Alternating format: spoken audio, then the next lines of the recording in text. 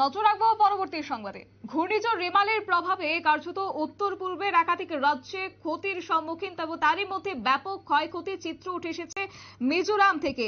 আইজলের পাথর ধসে মৃত অন্তত 10 জন শ্রমিক এবং আহত হয়েছে একাধিক শ্রমিক। তবে পাশাপাশি মিজোরামের একাধিক জায়গায় এই মুহূর্তে ভূমিধস এবং উদ্ধার কাজ চলছে অতি দ্রুত গতিতে। তবে এই বিষয় সম্পর্কে আপডেট কি রয়েছে জানবো বিস্তারিত। আমাদের সাথে রয়েছে প্রতিনিধি সুপ্রীতি মুখার্জি। সুপ্রীতি, ঘূর্ণিঝড় রেমালের তাণ্ডবে ব্যাপক ক্ষতি উত্তর পূর্বের রাজ্য মিজোরাম এবং একই সঙ্গে পাথর ধসে প্রায় মৃত অন্তত 10 জন শ্রমিক, কি আপডেট পাচ্ছ?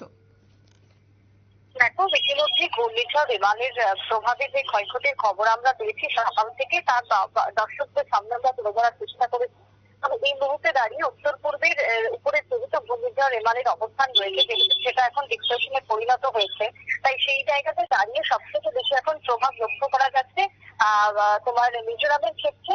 মিজোরামের রাজধানী আইজলে দেখা গেছে সকাল থেকে ভূমিধস। বেশ কয়েকটি ক্ষেত্রে আইজলের জেলায় পাথর ধসে পড়েছে এবং সেখানে মারা গেছে এখনো পর্যন্ত 10-এর অধিক। প্রায় 14 জন শ্রমিকের মৃত্যু হয়েছে, যে খবর আমরা পাচ্ছি সকাল থেকে দাঁড়িয়ে। তবে আহত রয়েছে বহু শ্রমিক, এখনো পর্যন্ত 6 জনের আহত হওয়ার খবর উঠে আসছে। তবে শুধুমাত্র আইজল নয়, অবিরাম এই বৃষ্টির কারণে তোমার একাধিক এলাকাতে, একাধিক রাজ্যে, মণিপুরে একাধিক জেলায় ইতিমধ্যে ধস নামতে শুরু করেছে বলে খবর পেয়েছি এবং এই ধসের কারণে তোমার উদ্ধার কার্য চলছে। তবে নিহতরা ধসের নিচে মাটি চাপা পড়ে যায়, এই খবর স্থানীয় সূত্রে, প্রশাসন সূত্রে আমরা খবর পাচ্ছি। পুলিশ কর্মকর্তা জানাচ্ছেন যে ইতিমধ্যেই অবিরাম বৃষ্টির কারণে উদ্ধার কার্যের ক্ষেত্রে বেশ কিছু বিলম্ব হচ্ছে, ব্যাহত হচ্ছে উদ্ধার কাজ। তল্লাশি অভিযান চলছে। ঘটনাস্থল থেকে একটি শিশুকে পর্যন্ত উদ্ধার করা হয়েছে, যাকে নিকটবর্তী হাসপাতালে নিয়ে যাওয়া হয়।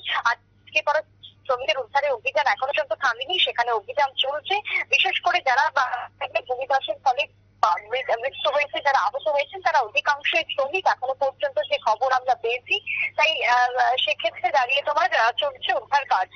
ইতিমধ্যেই তোমার আন্তঃরাজ্য যে সড়ক যোগাযোগ ব্যবস্থা, সেই আন্তঃরাজ্য সড়কের ক্ষেত্রে যোগাযোগ বিচ্ছিন্ন হয়েছে।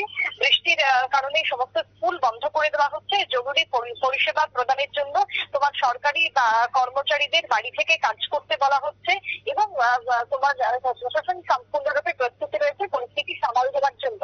তবে সেই জায়গাতে দাঁড়িয়ে উত্তর পূর্বের উপরে যেহেতু এই মুহূর্তে ঘূর্ণিঝড়ের অবস্থান, তাই ব্যাপক ক্ষয়ক্ষতি। সকাল থেকে আইজলের দিকে নজর রয়েছে আমাদেরও। আমরা আইজলের এই মুহূর্তের কি পরিস্থিতি সেটাও তোমাকে জানালাম। তবে ভূমিধসের কারণে এখনো পর্যন্ত বিরাট একটা অংশ যোগাযোগ বিচ্ছিন্ন হয়ে পড়েছে। সেই রাজ্যের যোগাযোগ অনেকটাই পিছিয়ে পড়ছে।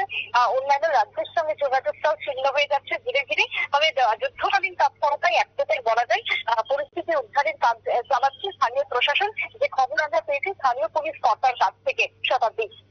একদমই সুপ্রীতি, ধন্যবাদ। বিস্তারিত তুলে ধরলো আমাদের প্রতিনিধি সুপ্রীতি মুখার্জি। তবে এক্ষেত্রে বলা যায় উত্তর পূর্বের রাজ্য মিজোরামে এক প্রকার ব্যাপক ক্ষতিগ্রস্ত। মঙ্গলবার ভোরে ঘূর্ণিঝড়ের কারণে ভয়ঙ্কর ঝড় বৃষ্টি হয়েছে মিজোরামে। তবে ইতিমধ্যেই যারা চাপা পড়ে আছেন তাদের ক্ষেত্রে উদ্ধার কাজ চলছে অতি দ্রুত গতিতে, এমনটাই জানিয়েছে প্রশাসন। নিয়ে নিচ্ছে ছোট্ট একটি বিজ্ঞাপন বিরতির সঙ্গে থাকুন।